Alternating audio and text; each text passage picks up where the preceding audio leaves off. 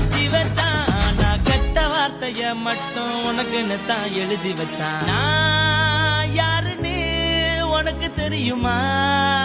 சொல்லுடி தயவு செய்து என் வாழ்க்கையில்